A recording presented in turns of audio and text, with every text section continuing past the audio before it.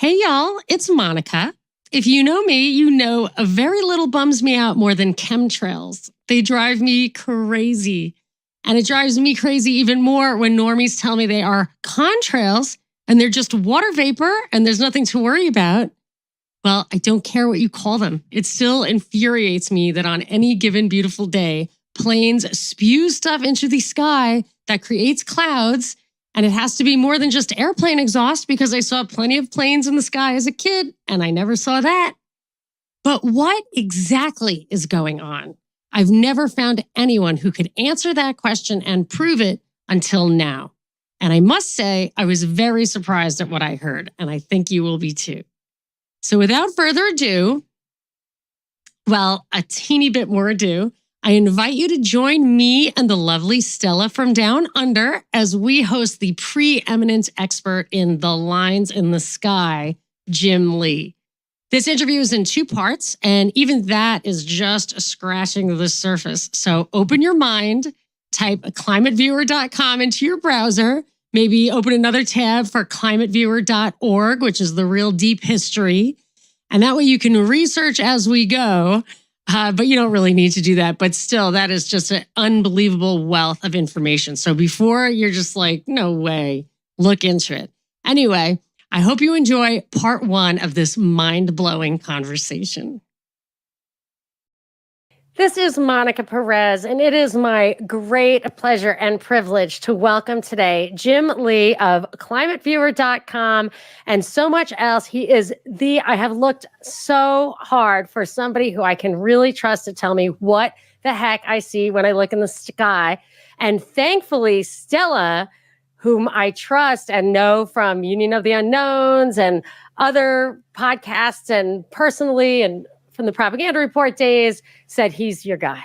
And she brokered the deal. She's got some questions. She knows a lot about it. So, Jim, this is really an honor. Thank you for being here. And you too, Stella.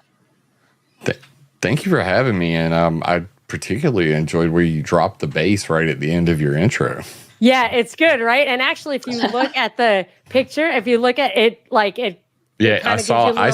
I'm a graphics artist. I was like, yeah, yeah. I commissioned the music. My brother we were watching 2001: A Space Odyssey. He said, remember when CBS News had like the light thing, like here on the, and it had the music from Cool Hand Luke? And I said, no, I do not remember that because it was 1972. Thank God I don't remember it. And he said, and I just started thinking about it. So I asked my producer to make the video, the visual stuff, and I asked JJ Boogie to like make music that makes sense. And I've got a couple of them, but yes, I like that you appreciated that. It was a labor of love all the way around. So, yeah. And your graphics art. Okay. So that's just, let's just jump in. We need to, as my son says, establish ethos. So who are you and why are you interested in this, and how, how'd you develop your skills? How are you an authority on this? And you most certainly are. I can verify that just by the product of your work, but give us a little background if you don't mind. Well, let's give the long version really fast. So like 5th grade, I went at, they tested my IQ. They threw me in the Challenge and Reach program. I excelled through school, had straight A's, perfect attendance, till I got to high school when I became an alcoholic and did all the wrong things. But regardless, I retained the ability to learn for the rest of my life. So I became an autodidact. And everything that I taught myself, led to the point where I'm at today. So when I left high school, I had already learned hacking, programming, a little bit of programming, because you need to know programming to hack. I had got an art scholarship in the 5th grade, so I was a traditional artist from the 5th grade on. I decided I wasn't going to be Van Gogh, so I got into digital art when I was 10. I got my first copy of Photoshop then, and by the time I was out of high school, I was working in 3D Studio Max, Lightwave 3D, all these programs. I got a job in Omaha, Nebraska with Positron Publishing and, doing outdoor concerts for Chip Davis from Mannheim Steamroller and doing work for Disney and Industrial Light and Magic. I, ended up coming back to South Carolina because, I just went out there to meet my mom and then got into video game design. And all the while I was doing print and t-shirt design at 3 different companies. I've done over 90,000 like t-shirt designs. So I've been a artist most of my life. All the while playing video games. I smoked weed for like 20 years. I don't do that anymore. Kind of miss it. You don't seem to have too much brain damage from that. That's I don't. And then my daughter was born, and I, of course, being, pretty much born on the internet, I had been reading about these topics along, and it's one of those things that you go, huh. But then you get back to playing, whatever first person shooter is cool today. And you just get, okay, put that aside. But then when my daughter was born, I said, I really need to, I feel like I need to do something about geoengineering in particular. These people are crazy. And that's when I initially started under my pseudonym, Resonated, blogging. And I wrote about 300 articles, in the span of a year and a half to 2 years. What were you doing to make money during that time? Because that's a lot of work. I just did that in my spare time because the thing is, like, when you come home in the evening and you smoke a joint, and then all of a sudden it just flies out of you. It's like crop rotation. So you were at work working, and then when you were home, it was like a kind of rest, like you use a different part of your brain, and you just keep going. Okay. So especially like. And at this point, I'd never designed a website. So I was I was on WordPress website, I liked WordPress. Oh, but not for your stuff. I was strictly blogging. Yeah, They kicked me off. But I would blog so long like that. Yeah. I mean, some of these are, if you printed them out, they'd be 30 to 50 pages for a single post.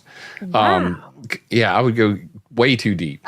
Too deep. Yeah, it's unreadable at a certain point. But then I got to a point where I realized that there was something wrong, and it was very wrong. And this was around the time there was a comet called Elenin that was coming through, and there was a whole lot of propaganda going around, fake-tivists out there, that are saying, this comet's going to pass between the Earth and the sun, and there's going to be this solar kill shot, and, that's why the president's flying out to, the underground military base and all this stuff. Anyway, so all that happened, and I had to say to myself, when nothing happened at all, after scaring my family and everything, I said, how does a smart guy like me, who's, I pretty much remember everything I read, you know what I mean? Like, how does a smart guy like me So you have a photographic memory. So like you can read a piece of paper and remember on the paper where the thing you read is.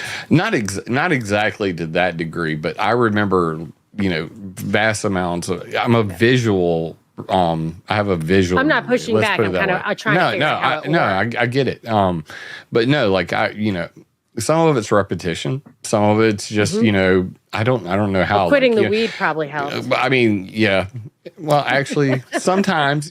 Come on. Only. Even if I drink too much the next day, I'm like, what was I saying? Only when the only thing it changed was I took less tangents while speaking. Yeah. So there's For better or worse. You remember what you were saying. Yeah, I remember. I remember to circle back now if I get on a tangent. That is a good skill to have. But yeah, so I, after getting fooled so hard, I said, "How did this happen?" And I read something that changed my life, and it was called "The Anatomy of Slave Speak." And after understanding, language that maintains a master-slave relationship, well, who is the master and who is the slave? Well, if a person makes up a term, like I'll give a specific example. Rev Michelle Hopkins had, she called these HARP arrays Tesla tech arrays. Now, if she is the only person on the internet referring to them as Tesla tech arrays, she's your master. Why? Because if you want to learn more about Tesla tech arrays and nobody else has ever said it, she's the only one who can guide you to the light. So once I understood how this master-slave relationship works with words, I promised myself that I would use the simplest terms. There's high-level descriptors and low-level descriptors. I gave an example on that Del Bigtree interview.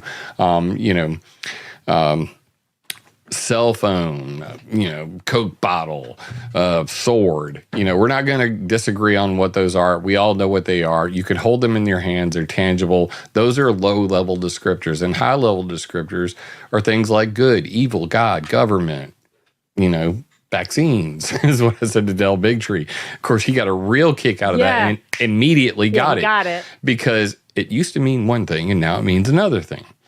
So whenever people are once you recognize that a person is using a lot of high-level descriptors, you can be almost certain that they are trying to manipulate you.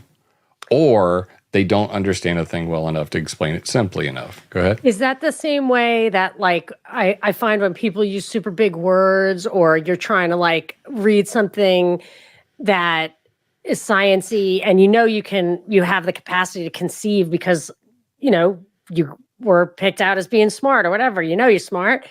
So, but you can't really understand it because it uses all that, like, the terms of art or whatever. Like, I always think it's in Greek. So, like, medical stuff is in Greek. It's literally in Greek. My wife's doing statistics and probability right now, and like half the stuff. And I aced all my college math courses. Like, they had 5 courses. I did all of them in a row, but that was many moons ago. Yeah. And because it's not pertinent to my life, I don't remember it. Yeah. You know what I mean? So that's what I mean by it's not a photographic memory. Yeah. It's stuff that's important. It's almost like, if you had a hard drive. Lots of RAM and ROM. You take certain things and you just throw them out. You go, you know what, this is no longer important. You throw it out. But the high level stuff, like I'm not going to keep making you clarify things, but the high level descriptors. I love it when you do. Okay. The high level descriptors. In fact, now I'm going to, excuse me. So, by doing what you're doing, this is the best guard you can have against a slave speaker. Whenever the best way you can deal with a person who is trying to manipulate you is if they use a word that you either don't understand or you feel is too ambiguous, have them dumb it down. And if they refuse to, they're definitely manipulating. And they don't really, or they don't understand it like well communists. enough to. People throw out communist now, like as a description of what's happening, and it's like, come on. Well, it's kind of what happens on social media, isn't it? People are just parroting, and they don't really understand what they're saying. They just, I'll pass it on. Somebody said it that I admire, or and whatever. I think those terms that you're saying that people parrot are intentionally loaded and bring a lot of baggage with them that would not inherently be a part of that word. You used to be able to use that word in different ways until it became a slave tool word. Right. A tool of manipulation. So got it. When you combine slave speak with perception management or public relations propaganda, you understand that most people when they talk about mind control, they're thinking of microwave beams or something like that. That they're always like, oh, there's voice to skull, there's silent subliminal transmission systems. I know about all these things, but let's be real. The best way to manipulate people is through words. That's how they do it. The IRS doesn't come and point a gun at you. They write on very strongly worded letters that make you pay your taxes. Those are the words that squiggles on a page, man. They are infer their power will be exerted on you. But regardless, that's how they control, get you to behave, and comply. So at the end of the day, like I realized after reading that article and then really digesting it several times, and I had to read it multiple times because of an insanely deep conversation about the nature of language and thought and, how you relate to the world. I deleted all 300 articles that I wrote. Why? And I started over because I realized that George Orwell on his deathbed, there's a great interview, and they said, how do you think about 1984 now? He says, I think that it would have been a better book had I not been under the influence of television when I wrote it. Interesting. So that's going to mean more as like it sinks in, and there's going to be an aha moment where you're like, oh, I get it. Yeah. So as I realized that I had been digesting fear porn for a long period of time, even though I have a logical brain, and logical brains tend to focus on just the facts, that are contained therein and things that you can prove beyond a shadow of a doubt. But you don't realize you're being manipulated, because when somebody uses 75% facts, but their point is 25% BS, and you don't catch it, then you just got had. And that brings us to chemtrails. Nice segue. So there's the entire chemtrail problem from day one for me was this war of the words. Chemtrail, contrail. And I keep looking at both camps going, my grandma always said there's two sides to every story, and somewhere in the middle is the truth. I don't trust you. I don't trust you. I'm going to figure this out myself. What's the basis of the argument here? Well, the chemtrailers are saying they're spraying us like bugs with aluminum and barium. The debunkers are saying it's just water vapor. This cannot be true. All right, so let's dig in. And then I go hunting. I'm just hunting because I'm a master of Google hacking. For those who don't know what Google hacking is, there are site operands, which you can type into Google search engines, which allow you to do very special things, like in link, in URL, site, colon. So I can put in, for instance, I can put in global warming site, colon, geoengineeringwatch.org. And suddenly, everything Dane Wigington ever said about global warming, which he strongly believes in, pops up, only from his website, as an example. You like what I did there, Stella? So, yeah. Sorry about that. I was muted there. I just went, oh, okay. Yeah. So, as an example, I did a video where I was talking about, how Dane Wigington pretty much parrots the talking points of the Arctic Methane Emergency Group. And I was explaining what the clathrate gun hypothesis is and how dinosaur farts found in ice cores, where the scientists believe that led to runaway global warming because dinosaur farts melted frozen methane, which caused global warming, which killed the dinosaurs. And I'm going, I thought a asteroid killed the dinosaur. Anyway, doesn't matter. They came up with this idea, and that's what runaway global warming is based on. And this Arctic Methane Emergency Group was basically claiming that we need to start geoengineering right now in 2013. In 2012, they wrote a letter to all world leaders and demanding a list of geoengineering ideas be implemented by 2013, because by 2015, there would be no ice in the Arctic. And to prove my point, I brought up Dane's website and I typed in methane, site, geoengineeringwatch.org, 2,652 results. And I said, what is a guy who's talking about geoengineering and chemtrails, but never calls them chemtrails, he calls them geoengineering. What is a guy talking this much about methane for? And that should be a red flag for people. So anyway, the point is, with these tools, you can quickly dig through the internet and find things that aren't superficially available on the internet. Go ahead. I have two things to say. One is, I'm not asking you to answer this or even have thought about it, but I suggest you reflect on the possibility that dinosaurs never existed for just your own personal edification. I don't want to. I don't have an opinion. I've never actually seen a dinosaur. I've only seen until you like models and exactly. And do you know where most of those models are manufactured? I do not. China. Oh, really? Yeah, it's a big industry. That doesn't surprise me. China has pyramids, and they are also like planting forests on top of their pyramids so that they can make them go away. They want to literally bury history. Oh, I do hate that. I want to go to Egypt because I am afraid that they're going to do something bad. But okay, so I'm just asking you to tuck that away because I respect you. And then the other thing is Arctic melting. I fell for this just recently. It's like, I think they're like opening new shipping lanes in the Arctic. So I don't believe in global warming, and or to the extent there is any kind of man-made. Neither do I. It would be what they're doing on purpose to modify the weather.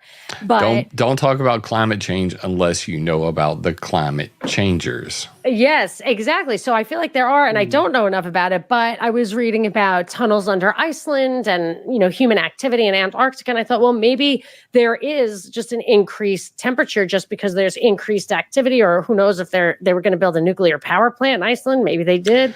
So I'm just saying, do you happen to believe or know if there is any Arctic melting, or was I totally just bamboozled by that recently? They actually turned all the Arctic webcams off for a brief period because they didn't want everybody to see how much the ice had regrown.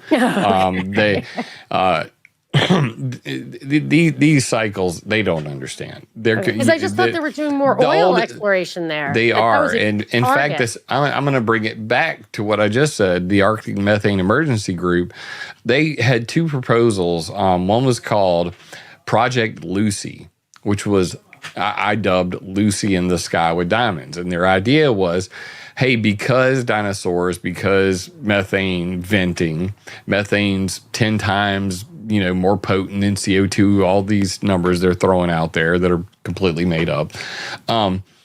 They said we could take 3 transmitters like HARP on a 13.56 megahertz signal. And because that is the resonant frequency of methane gas in the atmosphere, and methane has a very similar shape as diamonds, that we could take 3 transmitters and, like the Ghostbusters, cross the stream and compress atmospheric methane into diamond dust. And that diamond dust would make what's called diamonds. That would make it would make what's called noctilucent clouds. So this was by Malcolm P.R. Light and Sam Carana, 2013. They wrote about using HARPs on oil rigs, on boats, on even on like helicopters or planes or something like that. But basically using transmitters to it was called atmospheric detection, energization, and destruction of atmospheric methane. Anyway, so that was Project Lucy in the Sky with Diamonds. Now here's the messed up part. They also, while saying that, had another plan, and it was called the Angels Proposal. Arctic natural gas extraction, liquefaction, and sales. Jeez, they love their acronyms, don't they? So what does that... And that's why we did Ukraine, I bet. So what does that mean? That means instead of turning them into diamond dust, whatever we don't turn into diamond dust because it got into the atmosphere, let's go ahead and frack the methane out of the ground so that it doesn't get into the atmosphere. Now, riddle me this. The guys that are trying to save the Arctic and save us from global warming are saying, let's go frack the Arctic to stop the methane from coming out and getting into the atmosphere. Oh, and sales. Well, they burn it, right? They flare it. No. So, an example, in the United Basin, which is in California, up to 39% of natural gas that's from a fracking well is vented into the atmosphere. Now, a lot of that does get flared, but those are called fugitive emissions. So if you actually did a sum total of every single oil and gas well on the planet, the amount that actually escapes into the air is astronomical. Oh, wow. Not just, and of course there is the flaring, there's a place called Kuwait on the Prairie. It's up in North Dakota, I believe. And you can see it from space at night from all the flares. Flare it. Yeah. It's literally. There was a while there where there were tax incentives for producing it, but not for using it. So they were generating natural gas, releasing it into the air, just pumping it out of the ground to release into the air and just flaring it.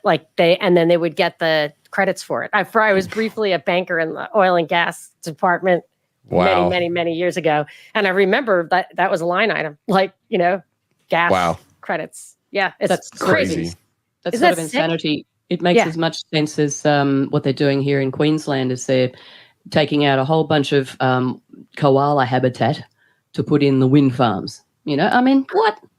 It's and just they're insanity. so ugly. They do that in Hawaii. It makes you want to cry. This is so unnecessary and wrong. They're not even going to benefit anybody except the people who, What's even worse is those blades. Have you ever seen what they do with the blades after they're no longer useful? What do they do? Yeah, and they bury them. Yep. And they're building planes. There's a whole place up in Queensland at the moment. It's just a big graveyard of wind things that were supposed to be recycled. But I saw an aerial shot of one of these burial graveyards, and those earth mover Tonka toy freaking big dump trucks. Yeah. Just for comparison, like my pinky nail would be that truck. This is the blade. You know what I mean? The blade's like that freaking big. And they're just row after row after row. And there's this little yellow dot. And that's an earth mover, know. Wow. It's that they're that big. You're building planes to carry those blades. Planes that big. That's what they're going to do to transport those blades. And that's why this topic of like what's in the sky it upsets me and so many people so much, because they are fucking with the earth. I mean, is there any going back? And plus, I like to see a sunset and think I'm looking into the mind of God, and I'm like, I think barium is pink, like I'm looking at it and I'm thinking it must have been a barium day, but I'm hoping you make me feel better about all of that, but I don't get your hopes up. I feel a little better. I have to say, after listening to a lot of what you've had to say, even though it isn't, I'm not getting my hopes up, but it's like when my son was born and they knew there was something wrong with him, but they didn't know what. And I thought maybe it was Down syndrome. So for like 5 days, I didn't know what was wrong with him. And even though I had hope that maybe it was nothing, after I knew exactly what it was, which was Down syndrome, I felt much better. So like when I look in the sky, I'm like, Jim said it's this, and like I get it, and I get my mind around it. And yes, like this is not good and I don't know how to stop it, but at least I know what it is. Somehow that made me feel better. Like knowledge is comfort. It is. Like the only thing I fear in this world is that which I do not know. That's why most people are afraid of the dark. You can't see, what's in the dark. You don't know what's there to fear. So yeah, like, I mean, I worked in a prison with Hawaiian inmates who were 400 plus pounds, and I wasn't scared of them. But, the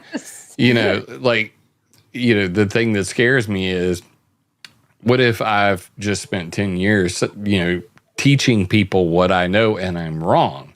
That scares me more than anything. How is there any chance of that when actually you don't tell anybody anything that you don't have evidence for? And I also want you to then just start telling me what it is that is in the sky that really blew my mind and was not what I expected.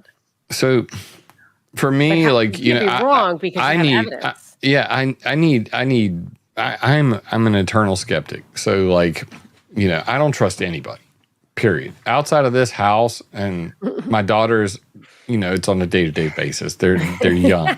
You got to watch them closely. My wife, I trust implicitly, and she's the only one that gets that special and Ricky privilege. Bobby, you got to trust Ricky Bobby. I don't trust Ricky Bobby at all. He is a little scumbag. Is he Jack Russell puppy? Is that what you said? He's a beagle, and he's still a puppy, and he is just hard-headed AF.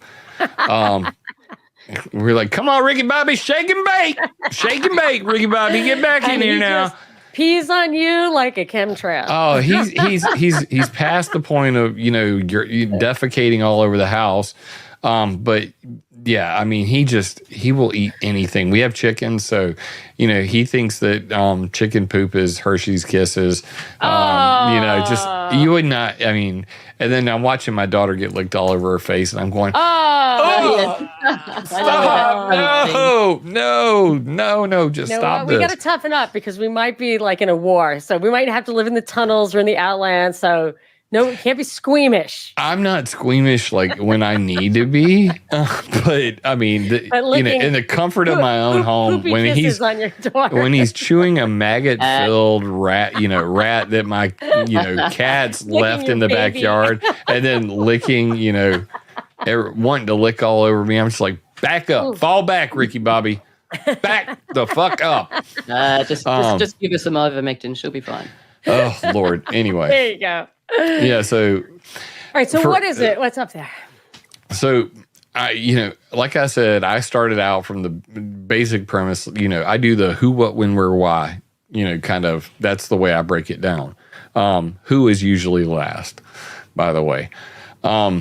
So what? Aluminum and barium. That's all I heard about. This is circa 2010, 2013.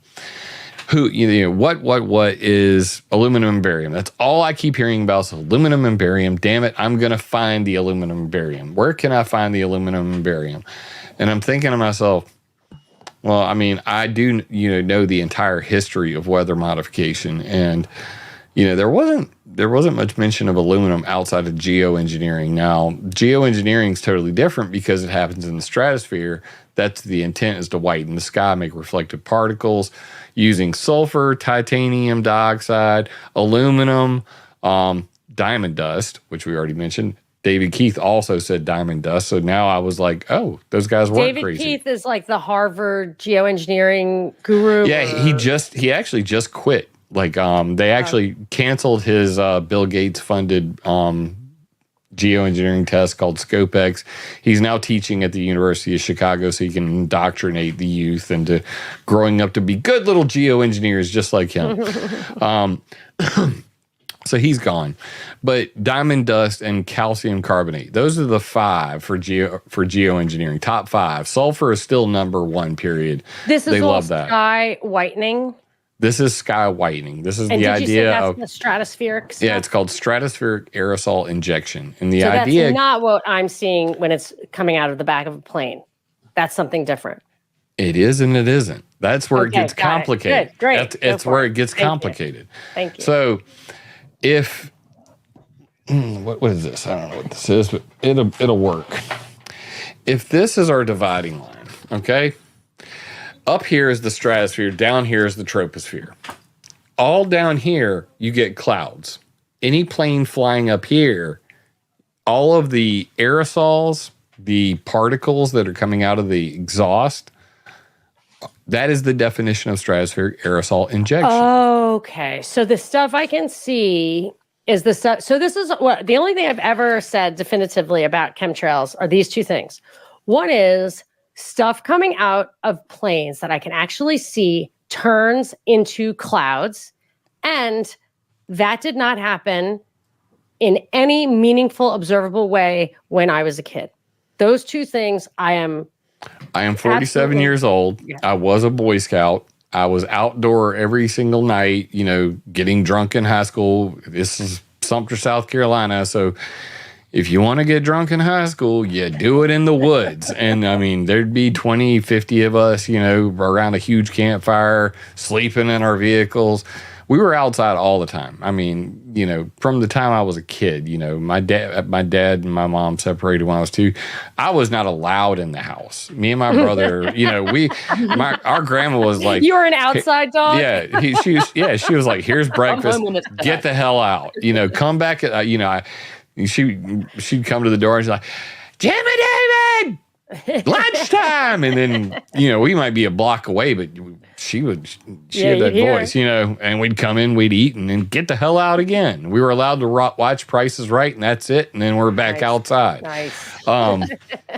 So, yeah, I remember blue skies, too. I say this to everybody. Yeah. I made a video called I Remember Blue Skies. I would see the little thing coming out of the back of the plane, and it would disappear instantly. And in the opening or closing scene of the original Thomas Crown Affair with Steve McQueen, you can see it's like a 3-inch little trail. And I remember even seeing those. I would run in the house and tell my 8 older brothers and sisters, anybody who listened, like, they're skywriting. By the time I got back, they wouldn't be there. And I would remember the few times when something would last in the sky. Very few times. It's totally different now. And that stuff turns into clouds. Those are the 2 things people will argue with me. no, it wasn't. You just don't remember. I'm like, wrong. And it's turning into a cloud. Look, it's turning into a cloud. So that's I love your use of terminology. I too, I refer to them as artificial clouds. But most commonly, I refer to plain farts. And the reason why I refer to plain farts is because when they're not visible, when they're not turning into clouds, the plane is still farting. And when the plane is farting, it is farting out black carbon soot and a host of metals, two of which every chemtrailer has been saying is coming out, aluminum and barium, both of which are in the jet fuel. They're in the jet fuel because when you pump oil out of the ground, it's filled with minerals and metals. And through the refining process, when you get to kerosene, there's still minerals and metals in there. And those metals, once they're burned, they have different, flash points. Some of them become oxides. Some of them, just come right out. Now, they're usually in in the nanometer range. So we're talking about parts per billion. So, of course, the main argument that a lot of, debunkers would say is it's so minuscule. It's mostly water vapor. And I'm like, we can admit that. But they say it's condensation trails, contrails. And to the debunkers, I would say condensating on what? Yes, because people would say that's water vapor in jet fuel. And I'm saying for that much water vapor to be in jet fuel to make a friggin' cloud, gasoline, does gasoline have that? Water doesn't burn, right? So what a waste of volume. It's not water's not in the fuel. But right. You've seen water dripping. I actually did. You've seen water dripping out of your tailpipe, right? Yes, I have seen that. That's what's going on. I bought so many books trying to crack the code on this. And I didn't do what you did, which is actually crack the code, but I did buy a lot of books. I bought 0 books. Well, I kind of feel like you should have this one from 1959, Between Earth and Space, although there's no smoking guns really. But here's one, hydrocarbon fuels. And then here's one called The Science of Clouds. And then another one, the Third International Biodegradation Symposium. But anyway, I did find in there where there was some water vapor in jet fuel, but it couldn't. If you're going to show enough. me yours, I'm going to show you mine. I do want to see you. Would you like me to leave? Oh, and then this one I want to talk to you about. So this is a new one. Of course, I start here with Margaret Cheney's Tesla Man Out of Time. Nice. This one's very priceless. It actually has a foreword that's not in any version that you can find online, where it actually talks about HARP using natural gas, turning natural gas into electricity and then shooting it down to America. They wanted to create an electrical pipeline in the sky. Is it, what edition is that? Is that a first edition? What am I looking at here? It says with a new preface. I don't know. With a new preface from whom? I just want to make sure I have the goodies in there that you are saying. Oh, it says with a new preface by the author. Okay. But I got it. I'll find it. It's got an is-been on it. I'll find it. But anyway, this preface, it has it in here, and I was like, you got to be kidding me. Like, I've been studying HARP this whole time. Tesla's basic idea was revisited by Atlantic Richfield Oil Company's consultant, Bernard Eastland, who sought a less expensive way to transmit natural gas from remote areas. He proposed a pipeline in the sky using natural gas to power microwave transmitters. The microwaves would be sped great distances through the ionosphere, then beamed down to satellites and converted to electrical power on Earth. In short, HARP is simply vintage Tesla in modern hands, another reminder that he still looks down upon us. The last paragraph of the forward. And is HARP, when I see like clouds look like they're in a frequency, is that HARP? Those are gravity waves. My name is Jim Lee. They're actually called Lee waves. After you, Jim? Come on. I mean, I'm a wave. I'm big deal. Is that true? I'm kind of a big deal. No, it comes from the leeward side of a mountain range usually. Okay. You are a big deal, though, Jim. I like to think so. Yeah. But to understand the overarching theme of everything, Technocracy Rising by Patrick Wood. Technocracy Rising. Yeah, the history I think I have technocracy. that one. That's a really good one. I think I have that. The definitive book on the history of weather control by the man himself, James Roger Fleming, Fixing the Sky, The Checkered History of Weather and Climate Control. Now, He's your favorite guy, right? I actually got to, this is actually our weather modification history.com logo. And this image is actually from the 1954 Collier's magazine. So James Roger Fleming wrote me an email and he's like, I mean, I saw your timeline and you basically stole, a lot of the info from my book and you even stole your logo from my book. And I wrote him back and I said, that actually comes from a 1954 Collier's magazine. And he was like, touche. So then I actually got to meet him when I traveled in 2018 to the American Meteorological Society's 21st annual conference on planned and inadvertent weather modification. And I interviewed him. And he actually said that my Environmental Modification Accountability Act, which I'm trying to get passed, is extremely important. And I just fell back in my seat. Wow. Dude, one of my heroes literally just said that what I'm doing is super important and that he's writing his next book and he's going to talk about space weather modification in it, which is not in this book, but I cover it in detail on my website and timeline. And of course, I got to give a shout out to Alana Freeland. I got her books too.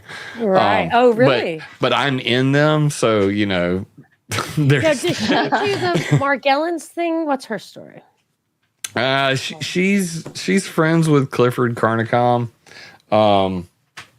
and we're gonna leave it at that. Oh, okay. I don't know any of that stuff because I like that. I have no. It's like what's in the vax, the little, they're pulling out things from people. I can't verify that at all, and all I can verify is that I have seen plane farts make clouds. I am by no means an expert on Morgellons at all. No, let's talk about it doesn't affect me, clouds. But I did mention it, in jest multiple times, and then had a guy who who suffers from. I had a theory about it. Okay, and basically Jeremy Murphy contacted me. He's like, look, you're more right than you know. And I've, been doing extensive studies on this, and I'd like to come on your show. And I was like, why not? Let's have somebody on who actually has it and says he knows what he's talking about. Yeah. And he said that it's basically related to Lyme disease. And I said, I made that video. He's like, the Hurricane Bob one. I was like, yeah, Plum Island. And he's like, yeah, that. And basically, the theory goes like this, that in 1991, Hurricane Bob hit Plum Island animal disease, bioweapons lab, no other way to put it, and knocked the power out, opened the doors, breached all containment. They found mosquitoes inside sucking on petri dishes of blood and feces, all that. So it's my belief, based on a lot of evidence gathering, that it's very similar to Wuhan, that a weaponized version of Lyme disease escaped Plum Island in 1991 and is in the ticks, and that is what's working its way around. And according to Jeremy, basically the fibers are very similar in nature to your fingernails. So what's actually happening is you're growing tiny fingernail-like structures all through the body. And it's related to Lyme disease. There's a thing, and maybe it's a new thing, but I knew someone who thought she was pregnant, and it's a weird kind of pregnancy where it's just like hair and fingernails. It's not a person. So that... You're freaking me out. I'm sorry, but that's a real thing. Oh. I don't. Now I cannot. I'm not gonna not look it up. You know what I mean? That's. Sorry. Yeah, I know. I have wish a I knew curious the mind. language of it so I could own I'll that. find it in 5 seconds. You can be my slave. But yeah, no, it's definitely correct. So okay, so let's get back on track. Only because I want to, make it very clear. I find it very interesting that there's the stuff that's. Let me see if this is correct. The stuff that's coming out of planes is it all the same? Is all the jet fuel the same? And then you have different factors that do different things. Okay, because you've got stuff in the stratosphere that you cannot see but does something, maybe white sky, and the stuff in the other sphere, it can make clouds. Are all the planes always spewing that stuff and sometimes it's making clouds? Like, that's another thing. Why is it sometimes I'm seeing it and sometimes I'm not? So these are called ice supersaturated regions. So like I said, there's two sides to every story, and in the middle somewhere in the middle is the truth. So since back in World War II, they had B-17G Flying Fortress bombers, and they were propeller driven. So they're turboprops. But you could see long contrails coming off of just the propellers. Okay. Now, I've already said his name. Dane actually made the argument that those were chemtrails. That was intentional weather modification during World War II, which is like the dumbest thing you could possibly say. Because you wouldn't want to. If you're a bomber and you're sitting in the little bubble, the gunner seat underneath, and you're looking out the rear of the plane and you notice, hey guys, there's some big white lines pointing right at us and they're shooting flak cannons at us right now. Maybe we should popcorn trail. Can we leave the streamers off the back of the plane? And that would be a good thing. But no, many people died as a result of those contrails. So you cannot mix these things up. That's just exhaust. Like I remember, you can like if car that burns oil, you can see the exhaust. Part of that's what's called aerodynamic contrails. So there's a difference. So if you watch any video of say like a fighter pilot, or just go watch the movie Top Gun. Shit, it's full of them. The original. I haven't seen the new one. I heard it's great. But you'll see like a F-14 Tomcat, and it's cutting sideways real fast like this, and off of the wings are these little contrails coming off the top of the wing. Those are called aerodynamic contrails, and it happens due to the compression of air rising over the wing foil. So the same thing is true. The moisture in the air is compressed so quickly that it makes a condensation trail. Water molecule. And that's to say, if I may interject just for a moment, I had never heard or seen a helicopter contrail before, but then I saw one the other day, and I think it might have been Hoodie's presentation or something. But that spun me out because, so I mean, it's one of those things that you never think about till you're exposed to it, and then you go, well, now I can't, now I'm watching the Deming and I'm watching a plane and it's got a huge rainbow trail that's as wide as the wings. Well, guess what? That's not engine exhaust. That's called an aerodynamic contrail. That's where you're flying through a super saturated region of the sky. Imagine a bubble of water in the sky. The scientific term for that is called an ice supersaturated region.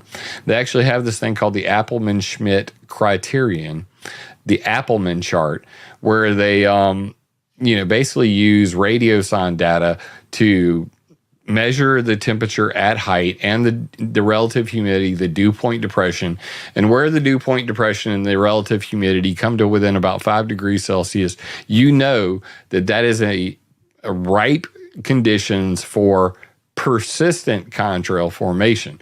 Now, the real question really should be, why do contrails not disappear? Why do they turn into cirrus clouds? And by cirrus, C-I-R-R-U-S. A lot of people, hear this southerner over here and they're like, did he say seriously? Cirrus clouds are ice clouds. They are, when tested, 75% of the cloud condensation nuclei. The nucleus at the center of the seed. That's right. That's a cloud seed. Were man-made metals. 75% man-made metals. And before man made those metals, what was the cloud seed? Just dirt that floated up from the ground? There's dirt, there's bacteria. Pseudomonas syringae is the most famous bacteria. That's a cloud seeding bacteria. We've all but killed it by spraying crops because it's also the same bacteria that forms ice on crops. It's a system. Wow. It's an ice forming. It's an ice forming bacteria. Yeah. So were there way less clouds, like way fewer clouds 200 years ago? Way no. fewer? In fact, when I gave my testimony at the EPA and I started talking about clouds and they're basically the EPA was trying to regulate greenhouse gas emissions out of planes, and I was like, now, nobody's ever regulated you guys ever. And it's convenient that Obama is trying to get you guys to regulate greenhouse gas emissions so he can make his COP21 Paris Accord, buddies, the climate cult happy. But we, the public, are concerned about ultrafine metal particulates and cloud creation. And that was the synopsis of my,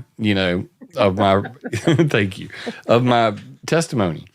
And I backed it all up with references. And, I literally quoted Olivier Boucher, who's actually the head of the IPCC's section on aerosol cloud interaction. And they were gobsmacked. The Sierra Club, Friends of the Earth, these NGO guys that are, got the stupid corduroy jacket with the little elbow patch, and I'm sitting there looking at him. I'm like, "What'd you think about the cloud thing I was saying?" They're like, "Show them your bullet wound in your hand." No, they didn't want none of this. Trust me. And they had no bodyguards, so there was nothing they could do. I didn't want to intimidate him. In fact, Max Bliss had to pull me back because he said it was poppycock, and I was like, I'll pop you right in the cock. Such a Max is like, come on, Jim. He pulls me out of there. But yeah, they're condescending AF. And in my speech, I mentioned that that the plan for biofuels for contrail control, and I find it highly ironic that 2 years later, two things happen. NGOs slam United Nations plan for biofuels for contrail control. Wait. You said it was poppycock when I was at the EPA testifying about it. And I tried to explain that if you're worried about climate change, then growing gasoline in huge monoculture farms is probably the stupidest idea ever. Why? Because the Dust Bowl, dumbass. The Dust Bowl was actual climate change. How did we fix the Dust Bowl? We paid farmers not to farm, and we planted 220 million trees. So when you don't know your history, you're doomed to repeat it. The Great Plains Shelter Belt. You can Google it. If you're a climate cultist, Google the Great Plains Shelter Belt. That's how we fix climate change in America. It was the largest program ever undertaken by America to solve a climate-related problem, and it fixed it. So it did, and there's no but. There's no but. I'll throw a but in since you want one so bad. But now they're cutting down the Great Plains Shelter Belt because they're not burning it to make it rain in Canada. They want to make. That was actually James Pollard Espy. He said that in 1850. That he wanted to burn wildfires in California to make rain on the East Coast. Kind of ironic. But yeah, they're cutting down the Great Plains Shelter Belt. Bill Gates is buying up farmland as fast as he can because why? He wants to grow gasoline, biofuels, this whole, Oh, maybe that's why they don't want China to buy land. Because he doesn't want the competition. Like there's this big thing, like all these states are passing laws, Chinese, whatever. Well, that has more to do with the fact that so many Chinese immigrants have, illegal immigrants have come across the southern border. There's actually slave labor camps of weed farms in Oklahoma that are all run by Chinese, and they're all of the workers on the camps are Chinese. Right, and they don't speak English, so they can't. They don't know what's going on. It's pure insanity. Right, now we are. We've really gone on a tangent we now. are off topic now. Hey, boy. man. I don't care, but it just means you're going to have to come back, is all. Yeah, if you go there, I'm going there with you. You know See, that. I'm trying to have fun, Jim, but it takes a lot longer to have a conversation when you have fun. So we're just going to have more conversations, which is great because they're fun. Yeah, that's why I do this mostly. Like I wouldn't do this if I didn't enjoy it. But so they basically slammed the same NGOs that were talking down to me are putting out a report 2 years later. I'm getting emails from scientists around the globe that are trying to digest what I said in my 10-minute speech at the EPA for the next 3 years.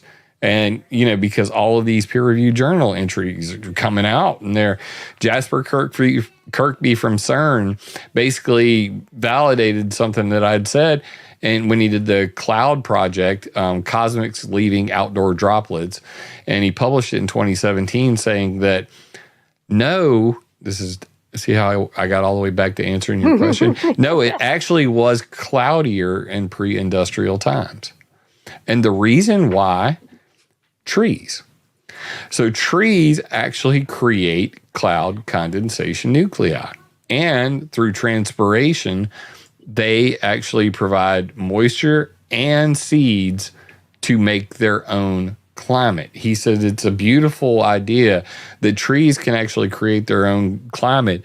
It's almost like the Gaia hypothesis.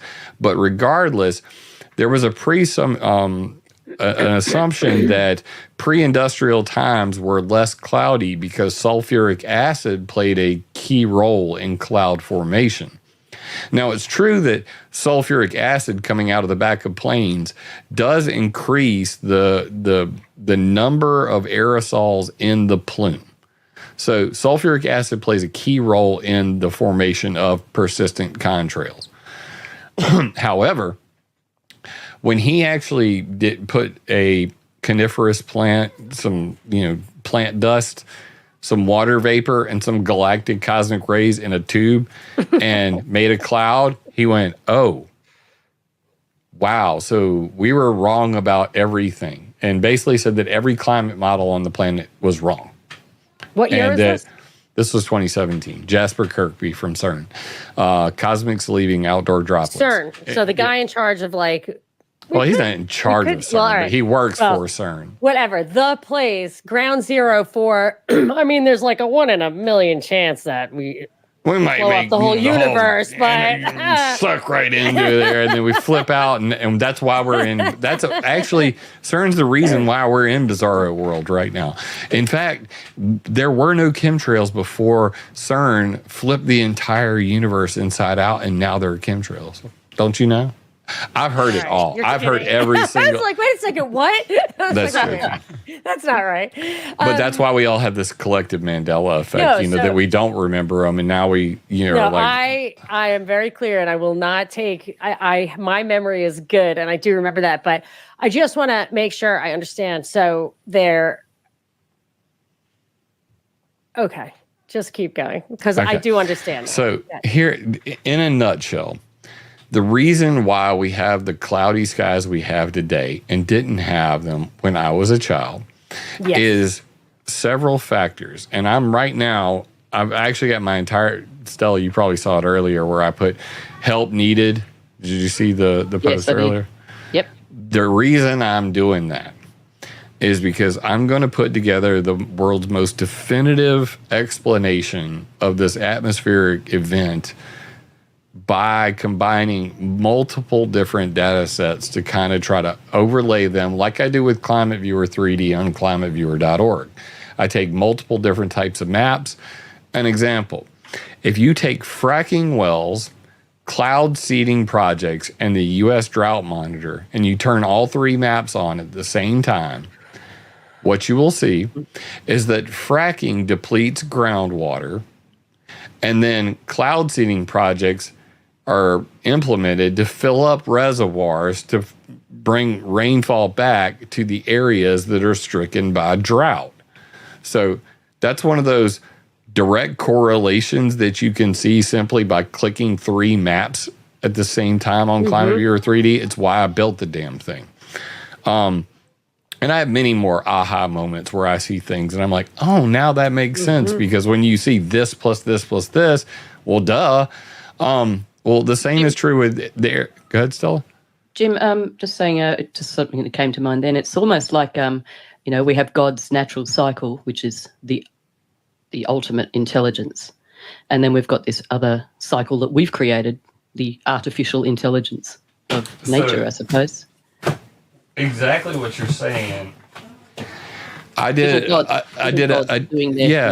Technocracy and replacing the water cycle. It was a PowerPoint presentation that I did. And if you understand how technocracy works and what their goals were, that basically this IPCC, this climate cult, they are, and the World Economic Forum, all of these guys are technocrats.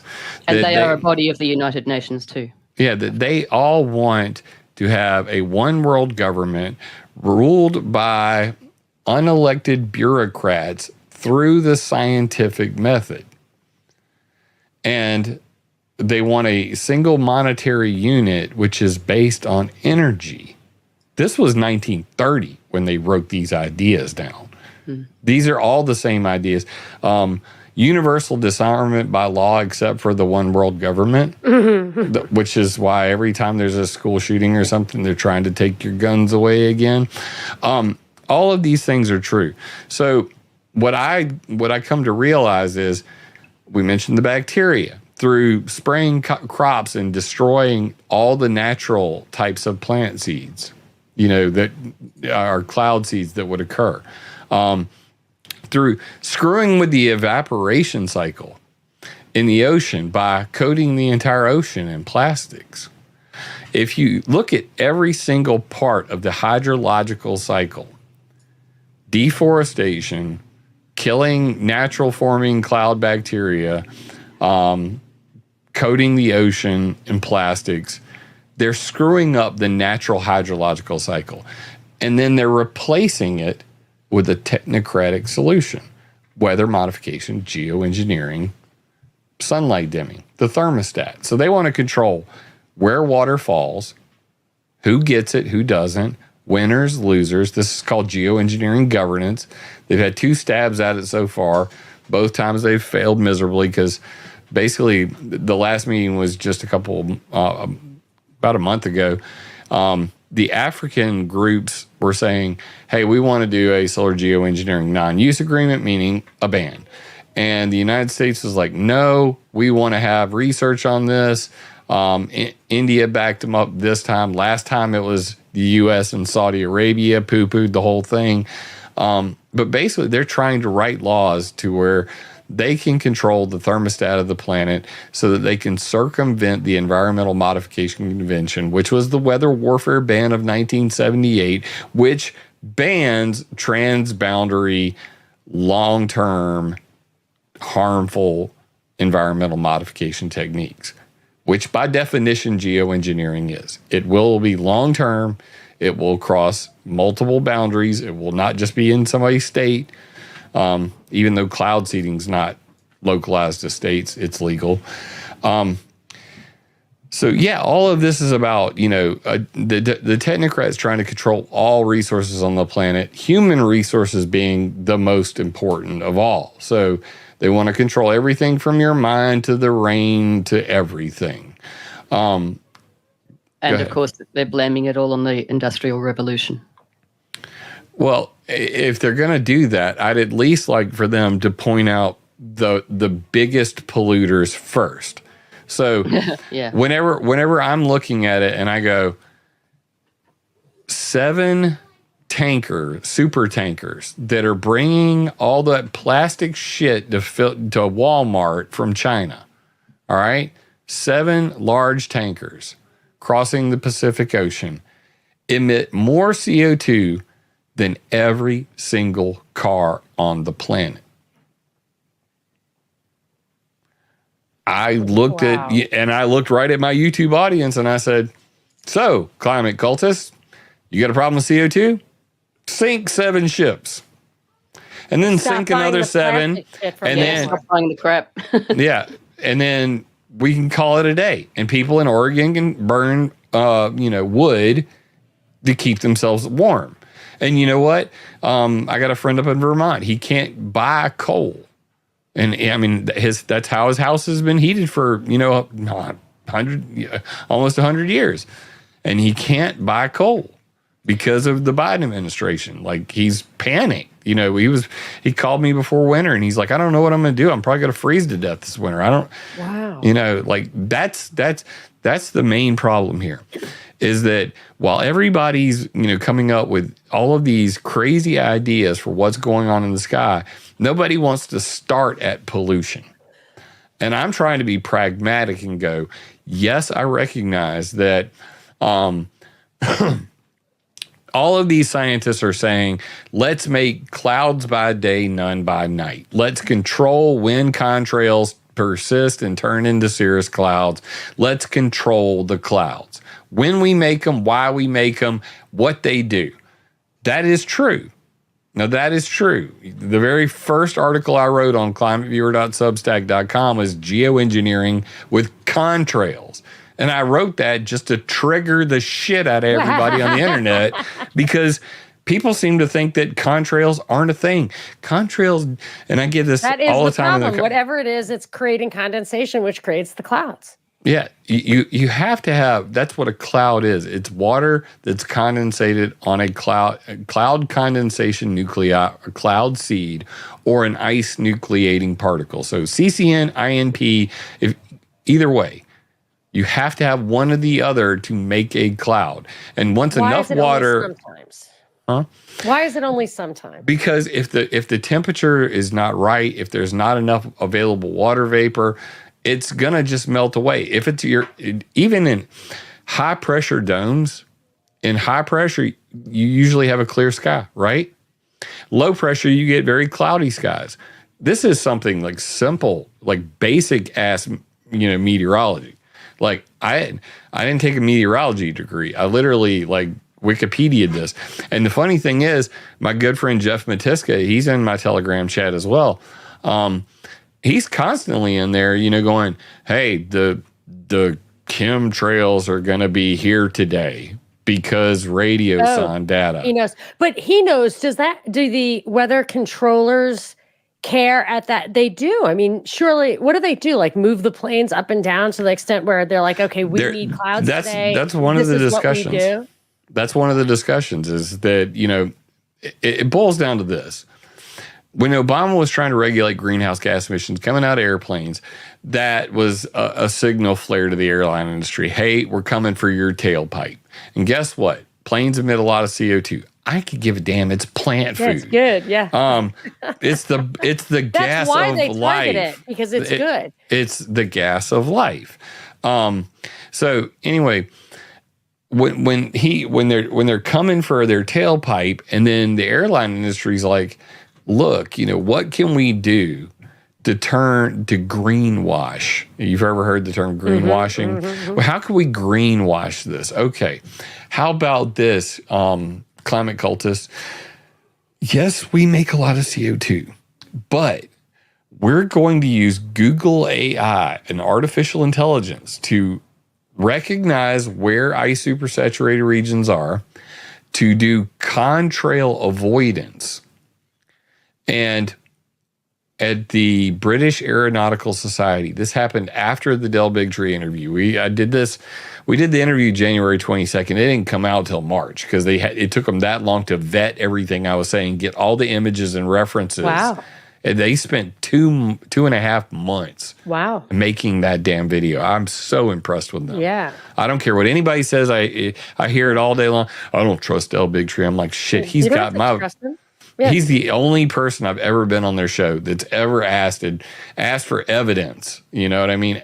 Yeah, that's why you don't have to trust. You want to prove. I was like, that's great. Ask me. You came to the right guy. I spent 9 hours making images for that. Wow. I spent 9 hours literally because there weren't images for it. So I was just like, and it was great. Did your stats just go through the roof after that interview? Like, can you tell on your website? Do you have stats? Yeah. Yeah. Did it crash your website?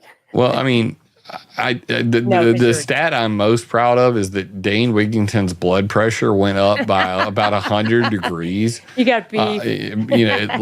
Oh yeah, man, the guy's the worst. We've certainly had a big influx in the Telegram group. Yeah, I mean it's almost doubled. I want to make sure Stella gets to ask her question about the radar. Oh, it's all right. I'm happily just cruising along, learning lots of stuff. Oh, okay. Well, because we're coming up on it. I'm all for questions. Let me tie a bow on this. Yeah, so tie a bow on it. What I'm looking at right now is how did we get here? And the bottom line, as I see it right now, is statistics and visibility. So when you look at the statistics, and I showed this one the other night to somebody, Graham Hood on Facebook. He's going to be putting out a two-part interview that I did Monday, and he's been a pilot for 30 years. His eyes popped out of his head when I showed this to him. In 2004, there was 23.9 million flights in a year. There were U.S. or international? International. Okay. And there were 0.8 billion passengers that year. Now, you get to 2019, there was 39.4 million flights per year and 4.2 billion passengers. That's in a 15-year window. So is that like 100,000 flights a day in the world? More than that. So when you look at the statistics and you look at the arc and you see that from just 2004 to 2019, flights doubled. And you have to go back in time now because we got to figure the first time the word chemtrail was ever uttered on the internet was 1997. And this was following Owning the Weather in 2025, which was published in 1995 through 96. So a lot of the original conspiracy theories were related to Owning the Weather in 2025, which, by the way, specifically mentioned carbon black dust. And I actually have Freedom of Information Act requests from the U.S. Navy and the U.S. Air Force Research Lab, Phillips Hanscom Air Force Base anyway. And Dr. Arnold A. Barnes, which I mentioned in the Big Tree interview, he had several slides up there that mentioned Owning the Weather in 2025, how they were going to do it using carbon black dust. But people don't read, because in Owning the Weather in 2025, it literally had a chart that showed what the plan was and when the plan was supposed to happen. It said 2005 CBD star. And I'm not talking about cannabinoid oils. It was carbon black dust, and the star said technologies to be developed by DOD. Now, by 2005, they were way ahead of schedule on that. In 1997, when Arnold Barnes Jr. gave his presentation, he put in there, look, we can make it rain, we can make it drought, we can do all of these things that are talked about in Owning the Weather, and we can increase or suppress contrails/cirrus using carbon black dust. Now I take you all the way back to 1958, when Dr. Florence Van Straten invented the way to create clouds on demand by throwing carbon black dust out of the back of a plane. If you don't know what carbon black dust is, you ever seen laser printers that have that toner cartridge? That's carbon black. Carbon black is manufactured. Black carbon is soot. In jet fuel? No. Okay. Black carbon is soot. That's when you burn jet fuel. That is the cloud seed. Carbon black. It's a byproduct of burning jet fuel. So when you burn the jet fuel, you make soot. Inside the soot is all the metals. On the outside of the soot is graphene and sulfuric acid, because sulfur, when burned, turns into sulfur dioxide. Once it gets mixed with water, it becomes H2SO4. So you have sulfuric acid wrapped around graphene, which is wrapped around black carbon. And then in the middle of that Tootsie Pop is aluminum, barium, strontium, vanadium, molybdenum, calcium, iron, nickel, lead, and the list goes on. So all of these were found by the Indian Space Organization at 18 kilometers in the stratosphere, 10,000 black carbon particles per cubic centimeter. So whether they want to admit that they are doing stratospheric aerosol injection or not, whether it's intentional or not, the pollution coming out of planes is ending up in the stratosphere. All of the metals that everybody's ever bitched about are in that soot. The soot breaks down after levitating into the stratosphere or raining out along with all the acid rain. Yeah, acid rain. And you're going to breathe that stuff. The bottom line is these are metal nanoparticle burning machines. This concludes part 1 of our 2-part conversation with Jim Lee. You can see what I mean about blowing your mind. It wasn't what you expected, was it?